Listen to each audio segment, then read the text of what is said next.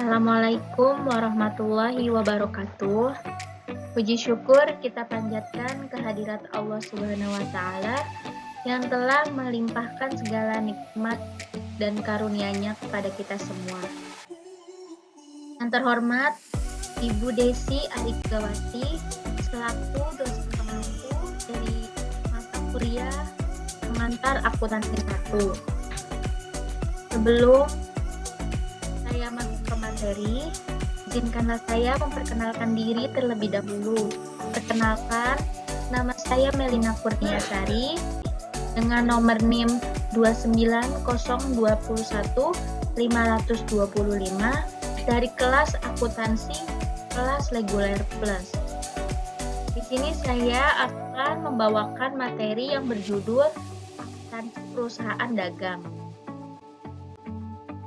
Di sini ada 3 submateri yang akan saya bahas. Yang pertama yaitu pengertian akuntansi perusahaan dagang.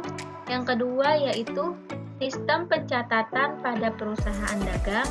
Dan yang ketiga yaitu contoh latihan soal dengan menggunakan metode perpetual dan metode fisik.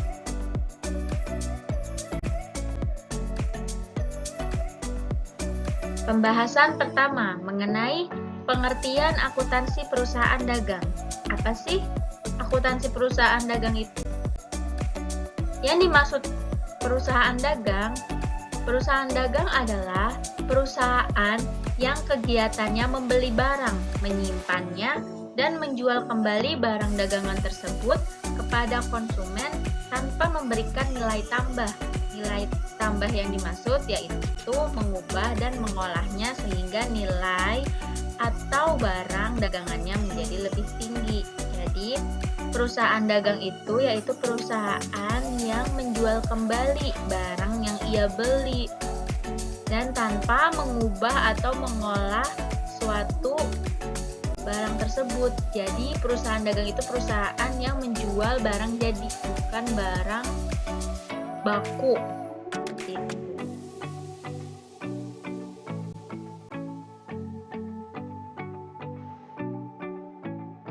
Di sini pembahasan kedua yaitu tentang akuntansi perusahaan dagang. Sistem pencatatan perusahaan dagang, pencatatan persediaan barang juga penting supaya perusahaan dapat mengoptimalkan aset-asetnya sehingga mendapatkan laba yang diinginkan. Keuntungan lain memiliki sistem pencatatan yakni mengetahui pergerakan barang lebih cepat. Dengan begitu, resiko kehilangan atau kerusakan barang bisa dikurangi. Penjualan dan konsumen pun bisa hilang jika pesanan mereka tidak sesuai dengan model, kualitas, kuantitas yang diinginkan.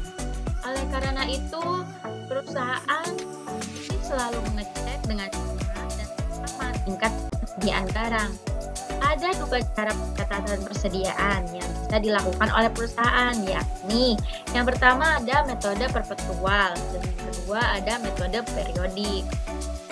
Nah, maksud dari sistem pencatatan perusahaan dagang ini bertujuan untuk resiko kehilangan dan kerusakan barang bisa lebih dikurangi karena kita tidak pernah tahu pada saat perusahaan bergerak barang apa saja yang sudah keluar, barang apa saja yang masuk.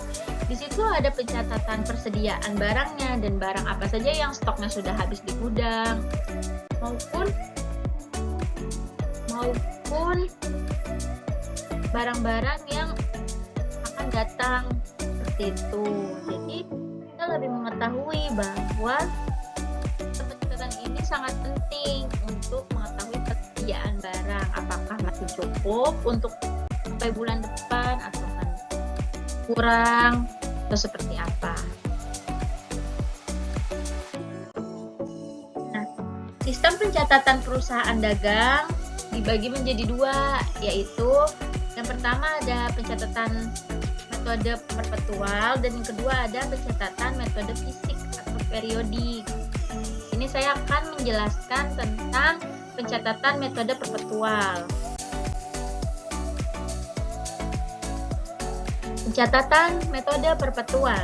Perusahaan mencatat semua pembelian dan penjualan barang dagangan langsung dalam akun persediaan yang terjadi. Metode perpetual mencatat terus setiap perubahan dalam akun persediaan. Berikut ini adalah fitur akuntansi dari metode pencatatan persediaan sistem perpetual. Yang pertama, ada pembelian bahan baku untuk produksi dan barang dagangan yang dijual kembali di debit ke pos persediaan, bukan untuk pembelian. Yang kedua, biaya pengiriman barang dagangan di debit untuk pos persediaan. Pembelian yang ketiga, ada pembelian retur, potongan pembelian, dan diskon dikreditkan di pos inventarisasi, bukan di rekening terpisah. Yang keempat, ada pencatatan harga pokok penjualan setiap penjualan dengan cara mendebet beban pokok penjualan dan mengkredit persediaan. Perlu adanya buku. Yang kelima, itu ada perlu adanya buku besar pembantu catatan persediaan individu, jumlah dan biaya dari jenis. Salah satu kelebihan sistem pencatatan persediaan metode perpetual yakni perusahaan tidak perlu melakukan perhitungan fisik atau stock of name pada stok tersisa. Alasannya, perusahaan dapat mengetahui stok yang sebenarnya di lapangan dengan mudah berkat adanya pencatatan yang dilakukan setiap waktu. Nah, di sini ada yang kedua yaitu sistem pencatatan periodik atau fisik biasa kita sebut. Nah, metode pencatatan ini dilakukan pada akhir periode penjualan. Jadi, persediaan barang yang tidak langsung dicatat atau terjadi transaksi.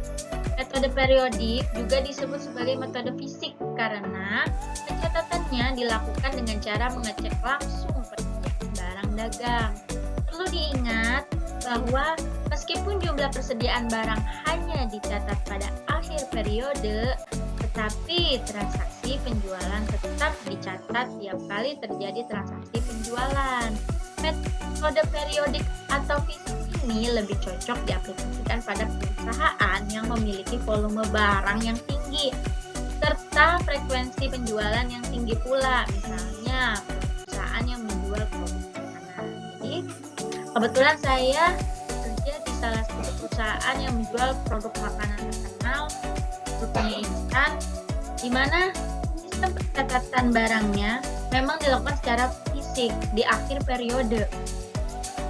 Jadi, saat akhir periode, yaitu sekitar tanggal 25, setiap bulan tanggal 25, itu dilakukan pencatatan periodik atau fisik. Karena kita terjun langsung ke gudang untuk mengecek berapa jumlah barang yang masih tersisa, pemakaiannya telah habis berapa, dan barang yang akan datang itu stoknya berapa. Nanti bisa ditambahkan lalu diakumulasikan. Dan jika kendalanya kalau memakai sistem pencatatan periodik fisik ini, kendalanya yang pertama, kita bekerja di akhir bulan, jadi tidak bekerja setiap hari gitu. Tidak membuat laporan membuat setiap hari, namun biasanya laporannya itu laporan harian dan laporan di akhir periode, seperti itu. Nah, di sini ada perbedaan sistem pencatatan jurnal antara metode perpetual dan metode periodik. Nah, di sini bisa kita lihat bila terjadi transaksi pembelian barang di metode periodik itu ditulisnya pembelian pada kas atau utang dagang. Pembelian pada posisi debit, sedangkan kas atau utang dagang pada posisi kredit. Sedangkan pada metode perpetual untuk transaksi pembelian barang, sediaan barang pada kas atau utang dagang. Persediaan barang di debit, sedangkan kas atau utang dagangnya di kredit. Jadi setiap ada transaksi pembelian, kalau metode periodik itu real pembelian, sedangkan metode perpetual dia memakai persediaan barang. Nah, jika ada transaksi retur pembelian pada metode periodik, biasanya ditulis akun yang keluar yaitu kas atau utang dagang di debit, ada retur pembelian di kredit, sedangkan ada metode perpetual di transaksi retur pembelian yaitu kas atau utang dagang, dan kreditnya persediaan barang dagang. Dan pada transaksi potongan pembelian, kas yang metode periodik, kasnya di debit, dan pada potongan pembelian di kredit, sedangkan metode perpetual kas di debit pada persediaan barang di kredit. Nah, kalau penjualan barang seperti apa? Kalau penjualan barang itu pada metode periodik biasanya kas atau piutang di debit dan penjualan di kredit. Sedangkan pada metode perpetual di sini ada penjualan, biasanya metode perpetual itu menggunakan harga pokok penjualan dan persediaan barang.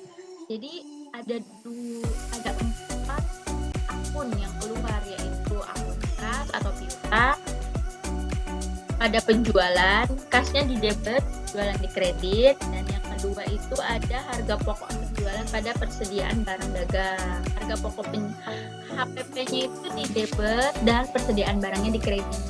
Mengapa?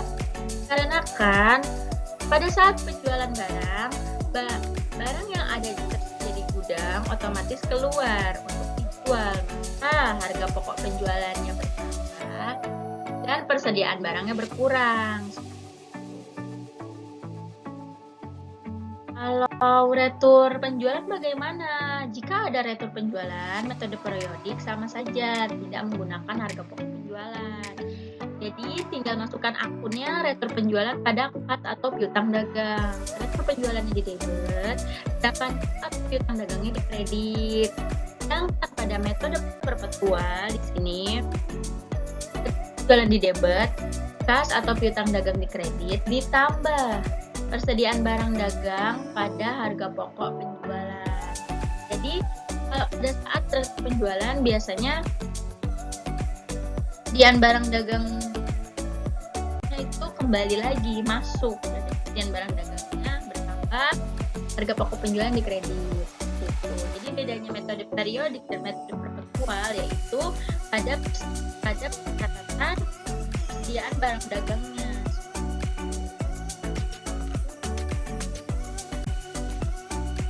Nah, di sini ada pembahasan ketiga yaitu mengenai contoh latihan soal akuntansi dengan menggunakan metode perpetual dan metode periodik.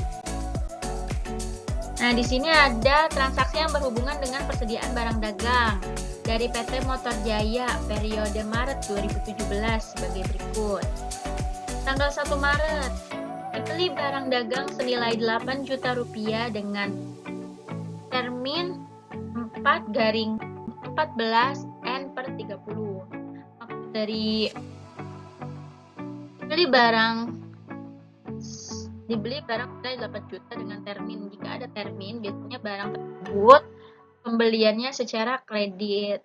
Karena di situ ada dikembalikan, maksudnya 4/14 itu jika dikembalikan pada 14 hari, maka dapat potongan sebesar 4%. 4% jika dibayarkan selama 14 hari. Kurang dari 14 hari. N per 30 itu adalah tanggal jatuh temponya, yaitu 30 hari. Gitu. Jadi apa akun yang keluar? Yaitu pembelian pada utang dagang senilai 8 juta rupiah.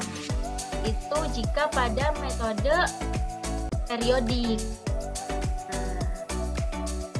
Maret, tanggal 3 Maret dijual barang dagang seharga 4.500.000, terima tunai 20%-nya, sedangkan sisanya dengan syarat 2/10 N/30.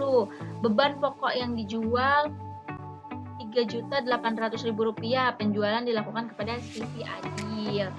Ya, yang tanggal 4 dikeluarkan nota debit untuk barang yang dikembalikan sebagai bagian atas pembelian tanggal 1 Maret yang lalu, yakni nilai Rp500.000. Nah, yang tanggal 5-nya dibayarkan ongkos angkut atas barang yang dibeli senilai Rp80.000. Tanggal 7-nya dibeli barang dagangan senilai Rp5 juta, dibayar tunai Rp2 juta, sisanya dengan termin 2/10 N/30.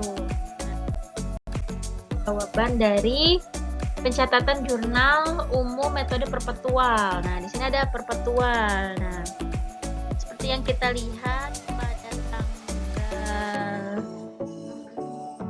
8, di situ ada retret penjualan. Nah, di situ kan pada piutang dagang, persediaan barang dagang pada ini memakainya beban pokok penjualan ya, bukan harga pokok penjualan, tapi beban pokok penjualan dengan harga pokok penjualan itu sama saja, hanya beda nilainya saja, HPP. Dan di sini ada pencatatan jurnal umum metode periodik. Nah, kalau periodik itu jadi lebih simpel, catatannya lebih ringkas, lebih simpel, lebih mudah seperti kita mencatat jurnal umum biasa. Namun kalau perpetual itu bedanya hanya menggunakan harga pokok persediaan dan persediaan barang dagang. Jadi kalau pakai perpetual itu lebih jelas, sedangkan periodik itu keuntungannya lebih ringkas atau simpel. Gitu. Cukup sekian yang dapat saya sampaikan. Kurang dan lebihnya saya mohon maaf. Apabila ada kata-kata yang kurang berkenan juga tolong dimaafkan, karena kekurangan hanya ada pada diri saya dan kelebihan datangnya hanya dari Allah Subhanahu wa taala. Sekian dari saya, terima kasih. Wassalamualaikum warahmatullahi wabarakatuh.